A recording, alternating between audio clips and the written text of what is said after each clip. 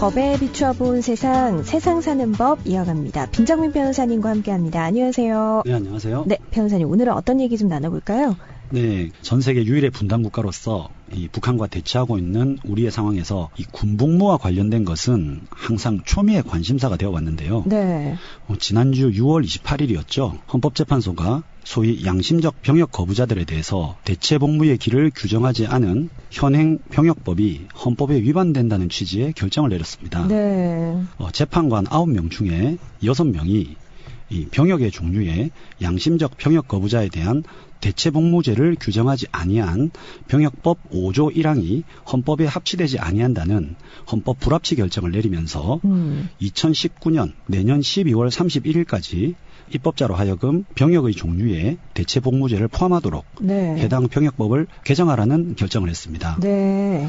다만 이를 토대로 지금까지 병역 거부자를 처벌하도록 규정한 병역법 88조의 처벌 조항에 대해서는 이 헌법에 위반되지는 않는다. 이렇게 결론을 내렸습니다. 그러니까 위헌이라고 판단하진 않았지만 앞선 지금까지 현재 판단에 비하면 그래도 굉장히 진보적인. 네, 사실상 대체 복무제를 인정한 것이죠. 그렇죠. 그래서 이번 이 판정이 굉장히 좀 반향을 일으키고 있는데요. 이런 결정에 대해서 변호사님은 개인적으로 어떻게 보세요? 우리나라 상황에 비춰보았을 때 뭐 우려되는 부분도 없지는 않습니다. 네. 특히 또 이 양심적 병역 거부라는 게 특정한 종교와 또 많이 연관되기도 하고요. 네. 하지만 뭐 그런 것들을 논외로 하고 예. 일단 저는 헌법재판소 결정의 취지에 대해서는 개인적으로 공감을 하는 편입니다. 예. 특히 헌법재판소 결정 내용 중에 이런 내용이 있는데요. 네. 좀 소개를 해드리고 싶습니다. 네. 다수결을 기본으로 하는 민주주의 의사결정 구조에서 다수와 달리 생각하는 이른바 소수자들의 소리에 귀를 기울이고 이를 반영하는 것은 관용과 다원성을 핵심으로 하는 민주주의의 참된 정신을 실현하는 길이 될 것이다 라는 부분입니다. 헌법재판소가 이러한 결정을 내리게 된 배경을 네. 잘 설명하고 있는 부분이라고 생각이 됩니다. 그러네요. 자, 그러면 지금까지는 어떠해왔는지 한번 보겠습니다. 양심적 병역 거부자 계속 있어 왔잖아요. 처벌이 어떻게 이루어졌죠? 저도 국선 사건으로 몇 건 해봤었는데요. 지금까지 양심적 병역 거부자에게는 대부분 1년 6개월의 실형이 선고되었습니다. 네. 왜냐하면 현행법상 1년 6개월 이상 전과자는 병역 의무가 사라지기 때문입니다. 만약 예외적으로 1심 법원이 무죄를 내리거나 집행유예 혹은 1년 6개월 미만의 형을 선고해도 예. 사실상 아무런 소용이 없죠. 왜냐하면 이 경우에는 다시 병무청에서 입영 통보가 오거든요. 아, 그렇군요. 네, 1년 6개월 이상의 실형을 살 때까지 네. 계속 입영 통보가 옵니다. 네, 그래서 재판부에서도 어쩔 수 없이 양심적 병역 거부 사건은 무조건 1년 6개월 이렇게 도식적으로 형을 선고해 왔습니다. 네. 이제 헌법재판소의 이번 결정으로 이에 대해서도 많은 변화가 있을 것으로 예상이 됩니다. 그렇겠네요. 자, 그러면 이번 헌재 판단에 따라서 현재 지금 양심적 병역 거부자들, 그러니까 재판을 받고 있는 사람들은 지금 어떻게 되는 거죠? 네, 앞서 잠시 소개해드린 바와 같이 이번 결정의 경우에 해당 규정이 헌법 불합치라고 선언은 되었지만 내년 말까지 국회에서 새로운 법률이 만들어지기 전까지는 여전히 유효합니다. 따라서 기존의 유죄 선고를 받고 수감 중인 사람들은 여전히 계속 처벌을 받게 되고요. 예. 그리고 새로운 법률이 만들어지기 전이라도 검찰이 양심적 병역 거부자를 수사해서 재판에 넘기는 것도 가능하고요. 그리고 이들에 대해서 국법, 지금 현행법이죠. 예. 현행법에 따라서 재판부가 재판을 진행해서 유죄를 선고하는 것도 법리적으로는 가능합니다. 네. 그러나 검찰이나 법원이 앞서 말씀드린 대로 할 것 같지는 않고요. 아마 국회에서 이번 헌법재판소 결정 내용을 반영한 새로운 법률이 제정될 때까지 네. 기소를 하지 않거나 선고를 하지 않고 좀 기다릴 것으로 예상이 됩니다. 그러면 형이 확정된 경우는 어떤가요? 재심 청구나 형사부상 이런 것도 좀 가능한가요? 네, 사실 그 부분은 좀 애매한 부분이 있습니다. 제 생각에는 두 가지 정도 원인이 있는데요. 예.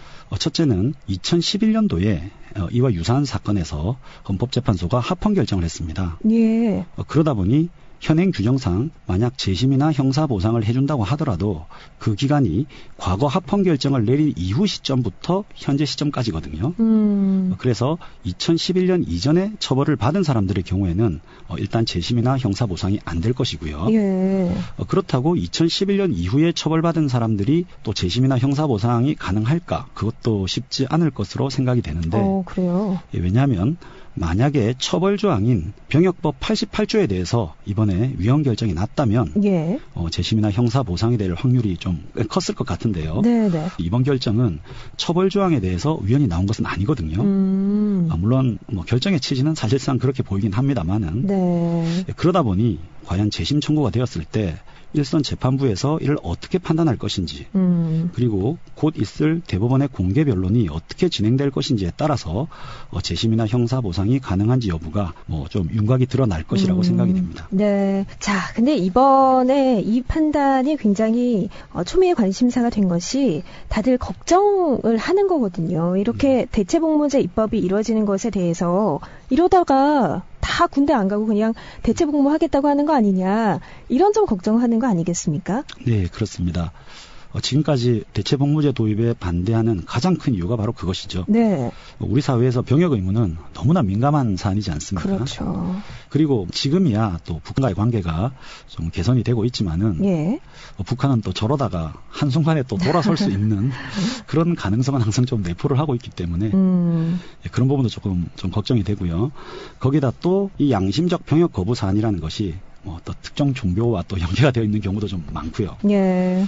그러다 보니 아마 현 시점에서 우려의 목소리는 좀 큰 것으로 보이고 좀 타당한 것으로도 생각이 됩니다.